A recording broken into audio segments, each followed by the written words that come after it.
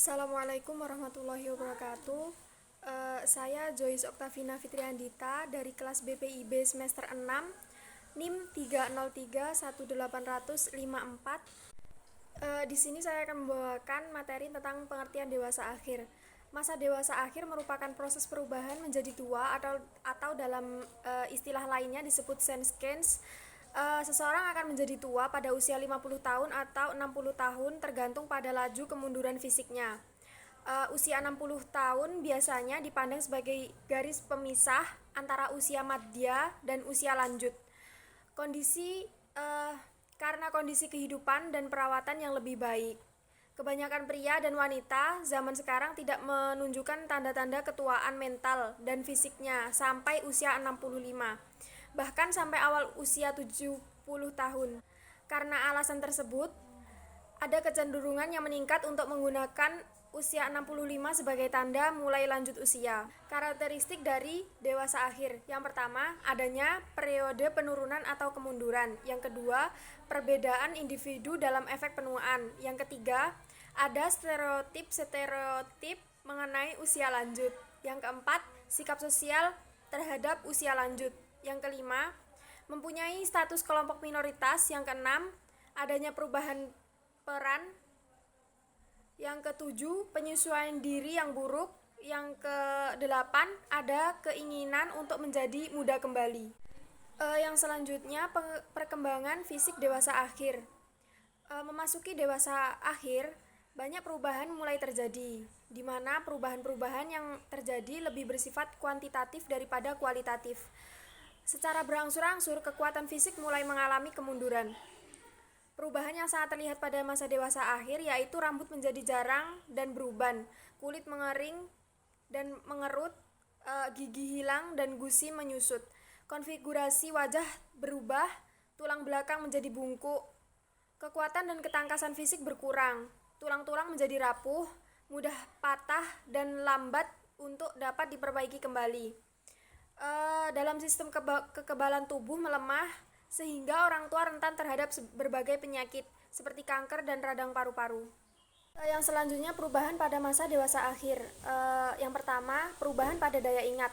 Penurunan kemampuan meningkat pada lansia, semakin lama semakin menurun. Kecepatan dalam mengingat suatu kejadian sangat lambat. Hal demikian setara dengan penyakit tua yang disebut pikun. Yang kedua, indera penglihatan.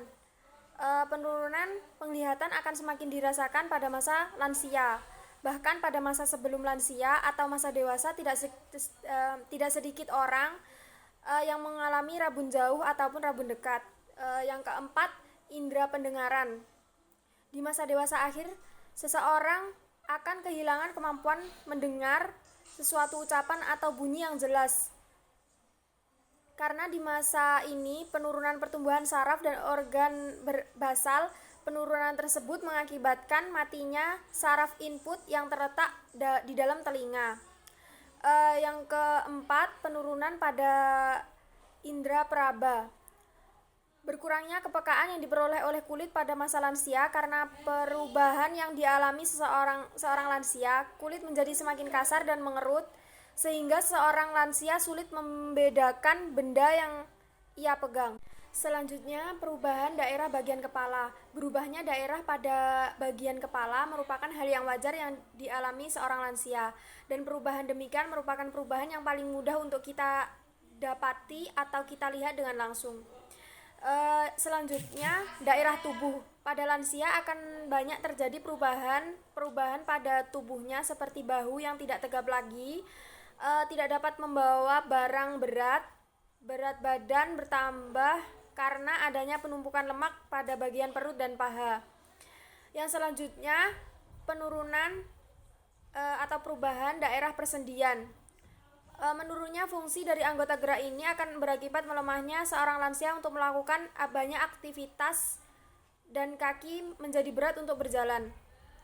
Perubahan lain terjadi pada kuku tangan dan kuku kaki pada seorang lansia yang semakin menebal, mengeras, dan mengapur. Selanjutnya, perubahan pada kesehatan. Masalah kesehatan terjadi pada lansia diantaranya mudah lelah, telinga berdengung, sakit pada otot, pusing kepala, sakit pinggang, sakit lambung, serta insomnia. Selanjutnya, perkembangan sosio-emosi pada dewasa akhir. Menurut Erikson, individu yang berada pada masa dewasa akhir harus mengatasi krisis terakhir dari 8 krisis, yaitu mengatasi integritas versus keputusan atau integrity versus despair. Integritas merupakan keadaan individu yang telah berhasil menyesuaikan diri dengan keberhasilan-keberhasilan dan kegagalan-kegagalan dalam hidup, sehingga individu merasa bahwa kehidupannya memiliki makna. Lawan dari integritas adalah keputusasaan atau despair, di mana ia akan merasa hidupnya tidak berarti, timbul rasa benci dan penolakan di lingkungannya. Yang intinya di dalam perasaan putus asa itu tersembunyi kebencian dan penolakan terhadap diri sendiri.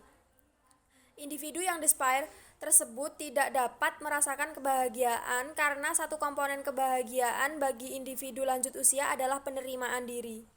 Atau yang dapat dikatakan bahwa individu lanjut usia dengan kematangan emosi mampu menyikapi secara positif perubahan-perubahan yang terjadi berkaitan dengan proses penuaan dirinya. Artinya individu dengan kematangan emosi mampu menerima